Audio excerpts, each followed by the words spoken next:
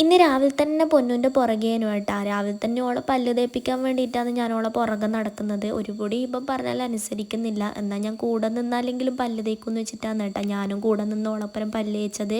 പല്ല് തേക്കാൻ വേണ്ടിയിട്ട് വേറൊരു ട്രിക്കും കൂടി ഞാൻ ഇറക്കിയിട്ടുണ്ടായിരുന്നു. മര്യാദയ്ക്ക് പല്ല് തേച്ചില്ലെങ്കിൽ അംഗൻവാടി കൊണ്ടാക്കുമെന്ന് പറഞ്ഞിട്ടുണ്ടായി. അപ്പോൾ പെട്ടെന്ന് വേഗം പല്ല് തേച്ചിതാ മുഖമെല്ലാം കഴുകി വൃത്തിയാക്കിയിട്ടുണ്ട് കേട്ടോ. പല്ല് തേച്ച് കഴിഞ്ഞപ്പോൾ ആൾക്ക് നല്ല വിശപ്പെല്ലാം തുടങ്ങിയിട്ടുണ്ടായിരുന്നു കേട്ടോ. കാരണം ഓൾ ഇന്നലെ രാത്രിയിലൊന്നും അങ്ങനെ കഴിച്ചിട്ടുണ്ടായിട്ടില്ല. അപ്പോൾ രാവിലത്തേക്ക് നല്ല വിശപ്പ് ഉണ്ടാവും അറിയുന്നതുകൊണ്ട് തന്നെയാണ് ഞാൻ വേഗം പല്ല് തേപ്പിച്ചത്. അപ്പൊ ഏകദേശം പൊന്നൂന് നല്ല വിശപ്പ് തുടങ്ങിയിട്ടുണ്ടായിരുന്നു. അതുകൊണ്ട് തന്നെ ഞാൻ വേഗം പോയിട്ട് ചായയും കടിയെല്ലാം എടുക്കുന്നുണ്ട് കേട്ടാ.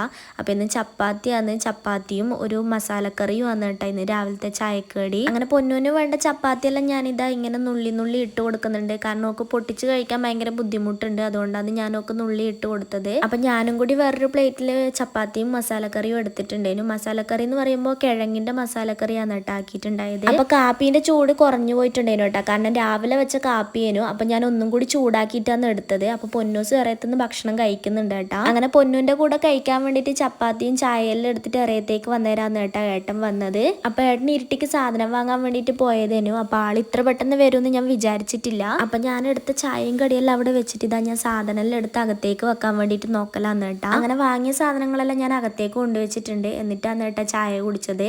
അപ്പൊ അമ്മ ചായ കുടിച്ചിട്ടില്ലേനു. ഞാനും അമ്മയും ഒരുമിച്ചാണ് ഇപ്പൊ ചായ കുടിക്കുന്നത്. അപ്പൊ ഇന്ന് വീട്ടിൽ ഏച്ചിന്റെ മക്കള് വന്നിട്ടുണ്ടേനു. അതുകൊണ്ട് തന്നെ പൊന്നൂന് നല്ല സൊള്ളുണ്ടേനു കേട്ടാ. ഓള് നല്ല കുരുത്തക്കേടിലേനു ഉള്ളത്. ഇന്ന് രാവിലെ തന്നെ നല്ല വെയിലെല്ലാം ഉണ്ടായിരുന്നു കേട്ടാ. നല്ലൊരു ക്ലൈമറ്റ് ആയിരുന്നു ഇന്ന്. അതുകൊണ്ട് രാവിലെ തന്നെ തുണിയെല്ലാം അലക്കി ആറിയിട്ടിട്ടുണ്ടേനു. ഏകദേശം ഇപ്പൊ തുണിയെല്ലാം ഉണങ്ങിയിട്ടുണ്ട്. അപ്പൊ ഇത് ഞാൻ എന്റെ റൂമും കാര്യങ്ങളെല്ലാം ഒന്ന് വൃത്തിയാക്കി എടുത്തിട്ടുണ്ട് കേട്ടാ. റൂമെല്ലാം ആകെ അലങ്കോലായിട്ട് കിടക്കലേനു ഉള്ളത്. ഡ്യൂട്ടിക്ക് പോകുന്നതുകൊണ്ട് തന്നെ എനിക്ക് എപ്പോ ഒന്നും വൃത്തിയാക്കാൻ പറ്റൂല. ഇങ്ങനെ ഇടയ്ക്കേ വൃത്തിയാക്കാൻ പറ്റുള്ളൂ. അപ്പൊ എനക്കെന്റെ സാരിയും കൂടി അലക്കി ആറിയിടാനുണ്ടേനു. ബാക്കി തുണിയെല്ലാം ഏകദേശം അത്യാവശ്യം ഉണങ്ങിയിട്ടുണ്ടേനു. അപ്പൊ ഞാൻ എന്റെ സാരിയും കൂടി അലക്കിയിട്ട് ആറിയിടാന്ന് വിചാരിച്ചിട്ടാണ് കേട്ടാ ഇപ്പൊ പുറത്തേക്ക് ഇറങ്ങിയത്. ഞാൻ നവംബർ 1 കേരളപ്പിറവി ദിനത്തില് ഷോപ്പിൽ എടുത്തോണ്ട് പോയ സാരിയേനു കേട്ടാ ഇപ്പൊ അതൊന്ന് അലക്കി ആറിയിടുന്നത്. അങ്ങനെ ഞാൻ ഓരോ കാര്യങ്ങളും വേഗം വേഗം പറയുന്നോണ്ടൊന്നും വിചാരിക്കണ്ട. എന്റെ തൊണ്ടക്ക് ചെറിയൊരു പ്രശ്നമുണ്ട് കേട്ടാ. ചെറിയൊരു കിച്ച് കിച്ച് പോലെയുണ്ട്. തൊണ്ട അത്ര ശരിയല്ല. പനി വന്നതിന് ശേഷം തൊണ്ട അത്ര ശരിയല്ല കേട്ടാ. അങ്ങനെ ബാക്കിയുള്ള സാരിയും ബ്ലൗസും പിന്നെ എൻ്റെ ഒരു ടോപ്പും കൂടി ഉണ്ടായിരുന്നു. അതും കൂടി ഞാൻ അലക്കി ആറിയിട്ടിട്ടുണ്ട്. അപ്പൊ നല്ല ക്ലൈമറ്റ് ആയതുകൊണ്ട് തന്നെ ഞാനും അമ്മയും പൊന്നും കൂടി മുറ്റത്തുനിന്ന് ഇങ്ങനെ കുറേ സമയം വർത്താനെല്ലാം പറഞ്ഞ് കളിച്ചും ചിരിച്ചും നടക്കലേനു കേട്ടോ. അപ്പൊ ഇന്നത്തെ നമ്മുടെ വീഡിയോ ഇത്രയേ ഉള്ളൂ കേട്ടോ. നമ്മുടെ ചാനൽ പുതുതായിട്ട് കാണുന്ന ആരെങ്കിലും ഉണ്ടെങ്കിൽ ഒന്ന് സബ്സ്ക്രൈബ് ചെയ്യണേ. അപ്പൊ മറ്റൊരു വീഡിയോ ആയിട്ട് വരുന്നവരേക്കും ബൈ ബൈ.